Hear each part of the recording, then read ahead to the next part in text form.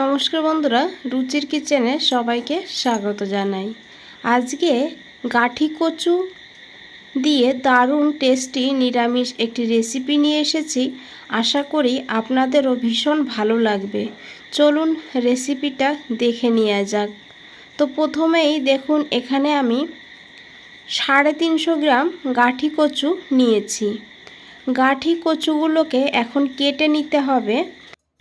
প্রথমেই দেখুন, আমি খোসাটাকে ছাড়িয়ে নেব। উপরে যে পাতলা খোসা আছে সেই খোসাটাকে কিন্তু এইভাবে একটা চাকু না হলে একটা বটি দিয়ে এইভাবে ঘষে ঘষে তুলে নিতে হবে।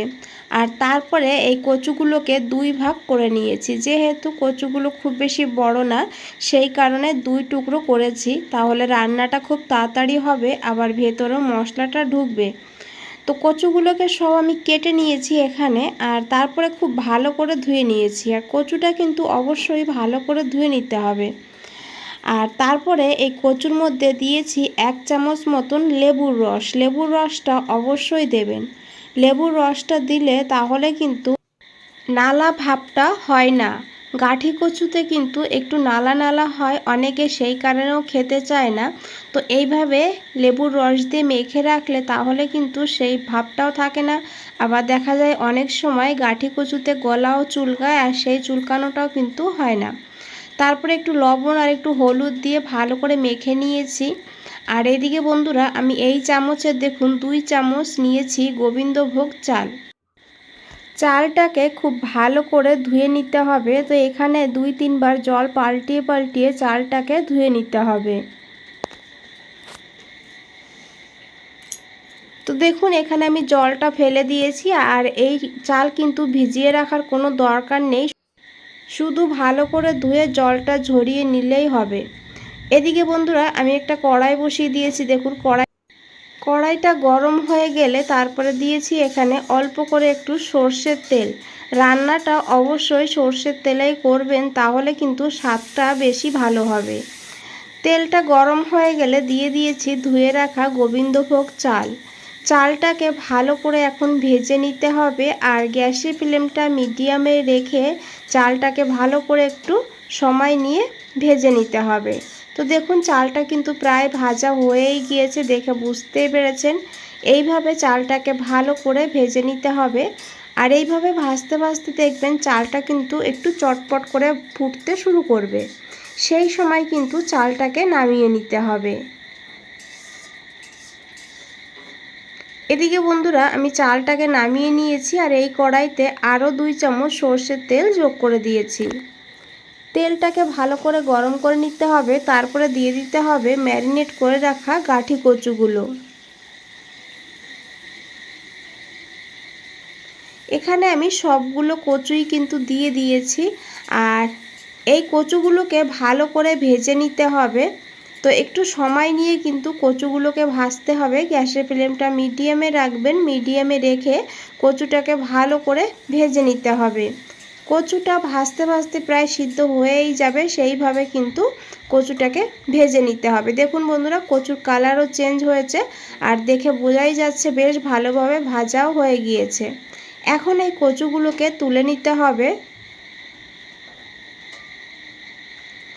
আর এই তেলেই রান্নাটা করে নেব। তো এখানে আমি দিয়েছি ফোড়নে একটা শুকনো লঙ্কা, ছোট একটা তেজপাতা, আর দিতে হবে এখানে 1/2 চামচ মতন গোটা জিরা। এখন এই জিরাটাকে একটু ভেজে নিতে হবে। তারপরে এখানে দিয়ে দিতে হবে 2টো ছোট এলাচ। এলাচের মুখটা ফাটিয়ে দিতে হবে। আর তারপরে এলাচটাকেও ভালো করে একটু ভেজে নিতে হবে। আর তারপরে দেখুন, এখানে দিয়ে দিতে হবে টমেটো। এখানে আমি মিডিয়াম সাইজের একটা টমেটো ছোট ছোট করে কেটে নিয়েছি। টমেটোটাকে এখন ভালো করে ভেজে নেব যত সময় না টমেটো নরম হয়ে যাচ্ছে। তো এখানে আমি দিচ্ছি পরিমাণ মতন লবণ, তাহলে টমেটো খুব তাড়াতাড়ি নরম হয়ে যাবে।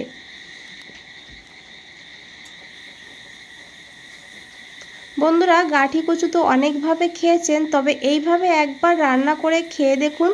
আর একবার রান্না করলে আবারও কিন্তু রান্না করতে হবে, ভীষণই ভালো হয় খেতে। তো দেখুন, টমেটো এখানে একদম নরম হয়ে গিয়েছে। এখন এখানে আমি দিয়েছি আদা আর কাঁচা লঙ্কা বাটা। এখানে 1/2 ইঞ্চি আদা আর 2টো কাঁচা লঙ্কাকে আমি একটু জল দিয়ে বেটে নিয়েছি।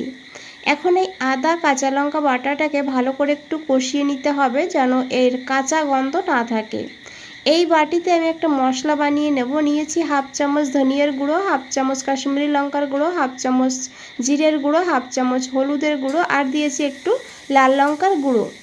জল দিয়ে দিয়েছি, জল দিয়ে ভালো করে মিশিয়ে এখন এই মশলাটাকে দিয়ে দিতে হবে।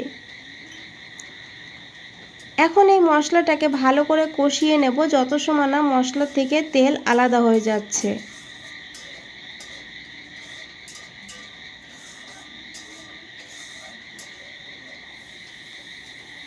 তো দেখুন বন্ধুরা, মশলাটা কিন্তু বেশ ভালোভাবে কষানো হয়ে গিয়েছে আর মশলা থেকে কিন্তু তেলও আলাদা হয়ে গিয়েছে।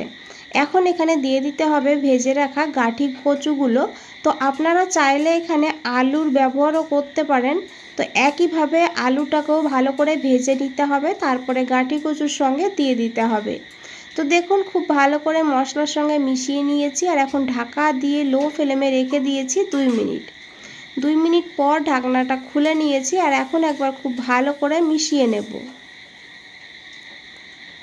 আর এখন এখানে দিয়ে দিতে হবে ভেজে রাখা গোবিন্দভোগ চাল।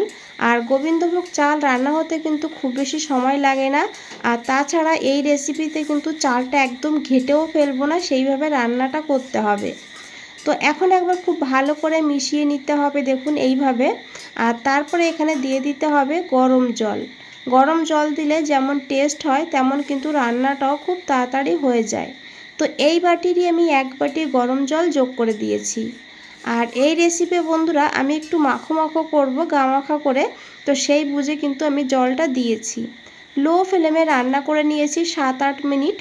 7-8 মিনিট পর ঢাকনাটা খুলে নিয়েছি। এখন একবার খুব ভালো করে মিশিয়ে নেব। তো এই ঝোলটা দেখছেন, এই ঝোলটা কিন্তু থাকবে না, গাঁঠি কচুতে টেনে নেবে। তো এই অবস্থায় কিন্তু রান্নাটা বন্ধ করে দিতে হবে। তো দেখুন কচুগুলো বেশ ভালোভাবে সিদ্ধ হয়ে গিয়েছে আর চালগুলোও কিন্তু বেশ ভালোভাবে সিদ্ধ হয়ে গিয়েছে। তবে গোটা গোটাই থাকবে, তাহলে কিন্তু এই নালা ভাবটা হবে না আর খেতেও দারুণ হবে।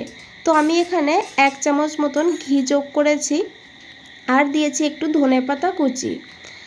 আপনারা এখানে চাইলে একটু গরম মশলার গুঁড়ো দিতে পারেন, তবে তার আর দরকার হয় না। গোবিন্দভোগ চালেরই কিন্তু আলাদা একটা স্বাদ আছে। খুব ভালো করে মিশিয়ে গ্যাসটা বন্ধ করে আমি 2-3 মিনিটের জন্য রেখে দিয়েছিলাম রেস্টে। 2-3 মিনিট পর ঢাকনাটা সরিয়ে নিয়েছি। দেখুন বন্ধুরা কতটা লোভনীয় লাগছে। এইভাবে বানিয়ে খেয়ে দেখুন। আর এইভাবে বানালে ভাত, রুটি, লুচি, পরোটা সব কিছুর সঙ্গে খেতে দুর্দান্ত লাগে। এখানে কিন্তু একদম রেডি হয়ে গিয়েছে গাঁঠি কচুর নিরামিষ।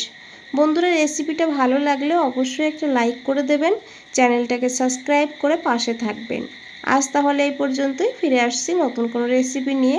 ভালো থাকবেন, সুস্থ থাকবেন, সবাইকে অনেক অনেক ধন্যবাদ এত সময় ধৈর্য ধরে রেসিপিটা দেখার জন্য।